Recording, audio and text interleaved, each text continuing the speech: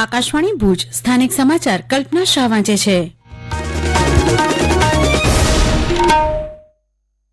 નમસ્કાર. બજેટ સત્રની શરૂઆત પહેલા રાષ્ટ્રપતિ દ્રૌપદી મુર્મુ લોકસભા અને રાજ્યસભાના સંયુક્ત સત્રને સંબોધન કર્યું હતું. રાષ્ટ્રપતિએ કહ્યું કે ગત વર્ષ ભારત માટે ઐતિહાસિક સિદ્ધિઓથી ભરેલું હતું. તેમણે મહિલા અનામત કાયદો ઘડવા બદલ સાંસદોને અભિનંદન પાઠવ્યા હતા. તેમણે એશિયન ગેમ્સના ઇતિહાસમાં સૌથી વધુ મેડલ, ચંદ્રયાન 3ની સફળતા અને રામ મંદિર નિર્માણના સપનાની પૂર્તિનો ઉલ્લેખ કર્યો હતો. તેમણે કહ્યું કે ટ્રિપલ તલાકની દુષ્ટ પ્રથાને ખતમ કરવા માટે સરકારે કડક કાયદાકીય જોગવાઈઓ કરી છે. આ ઉપરાંત રાષ્ટ્રપતિએ કહ્યું કે ડિજિટલ ઇન્ડિયાથી રેકોર્ડ બ્રેક વ્યવહારો થઈ રહ્યા છે. G20 સંમેલનનું સફળ આયોજન કર્યું. વન નેશન વન પાવર ગ્રીડના માધ્યમથી વીજળીની વ્યવસ્થામાં અત્યંત સુધારા કરાયા છે. દેશમાં 4 કરોડથી વધુ લોકોને પાકા ઘરો મળ્યા છે, તો 11 કરોડ ઘરોમાં પહેલીવાર નલ સે જલ યોજના અંતર્ગત પાણીની વ્યવસ્થા કરાઈ છે. દરેક યોજનાઓ પરિપૂર્ણ કરવા માટે સરકાર કટિબદ્ધ છે.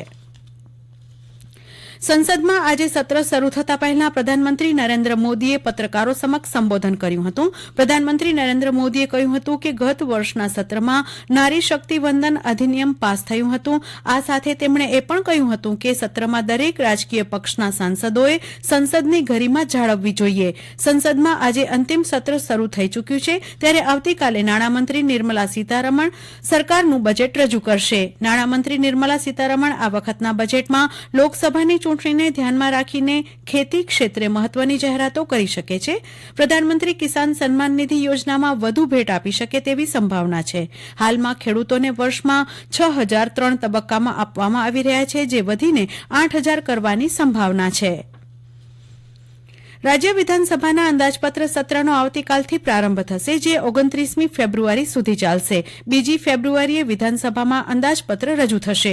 દરમિયાન આવતીકાલથી શરૂ થતા રાજ્ય વિધાનસભા અંદાજપત્ર સત્રને પગલે કામકાજ સલાહકાર સમિતિની બેઠક આજે યોજાઈ હતી. બેઠકમાં મુખ્યમંત્રી ભૂપેન્દ્ર પટેલ, વિધાનસભા અધ્યક્ષ શંકર ચૌધરી, સંસદીય બાબતોના મંત્રી ઋષિકેશ પટેલ, પ્રફુલ્લ પાનસેરિયા અને દંડક બાલકૃષ્ણ તથા કોંગ્રેસના એક ધારાસભ્ય ઉપસ્થિત રહ્યા હતા. ટપાલ વિભાગની મહત્વની વીમા યોજના શરૂ થયાને આવતીકાલે 1 ફેબ્રુઆરીએ 140 વર્ષ પૂર્ણ થતા હોઈ જિલ્લામાં ગઈકાલથી ત્રિદિવસીય ખાસ ઝુંબેશ હાથ ધરાઈ છે, જેમાં વધુને વધુ લોકોને આ યોજના હેઠળ આવરી લેવાની સાથે નવા ખાતા ખોલાવવા માટેના પ્રયાસો કરાશે. પોસ્ટલ લાઈફ ઇન્સ્યોરન્સને આવતીકાલે 140 વર્ષ પૂર્ણ થઈ રહ્યા છે. આ યોજના આઝાદી પહેલા ઈસ્ટ ઇન્ડિયા કંપનીએ 1 ફેબ્રુઆરી 1884માં શરૂ કરી હતી, જેને તારીખ 1 ફેબ્રુઆરી 2024ના 140 વર્ષ પૂર્ણ થઈ રહ્યા છે, ત્યારે તેની ઉજવણીના ભાગરૂપે ટપાલ વિભાગ દ્વારા ભુજ હેડ પોસ્ટ ઓફિસ સહિત કચ્છની વિવિધ ટપાલ કચેરીઓમાં ખાસ ડ્રાઈવ રાખવામાં આવશે. અંજાર ખાણ ખનીજ વિભાગે નાણાકીય વર્ષની આવકનો લક્ષ્યાંક 2.5 મહિના પહેલા જ સિદ્ધ કરી લીધો છે. ચાલુ નાણાકીય વર્ષમાં અંજાર ભૂસ્તર શાસ્ત્રીની કચેરીને 61 કરોડ 75 લાખ રોયલ્ટી ની આવકનો લક્ષ્યાંક અપાયો હતો, જેની સામે 15મી જાન્યુઆરી 2024 સુધીમાં કચેરી દ્વારા 61 કરોડ 88 લાખ રૂપિયાની આવક કરી સરકારમાં રકમ જમા કરાવાઈ છે.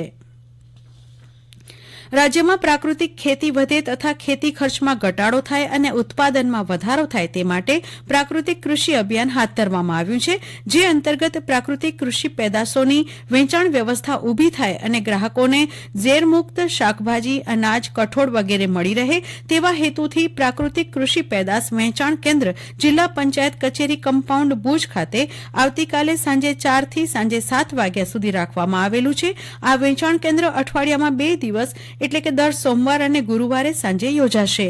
અત્રે જણાવીએ કે જિલ્લાના દેશી ગાય આધારિત પ્રાકૃતિક ખેતી કરતા ખેડૂતો કે જેઓ કોઈપણ પ્રકારના રાસાયણિક ખાતર કે જંતુનાશક દવાઓના વપરાશ વગર ઉત્પન્ન કરેલ શાકભાજી, મસાલા, ફળ પાકો, કઠોળ પાકો વગેરે પેદાશોનું આ કેન્દ્ર ખાતે સીધું વેચાણ કરાશે.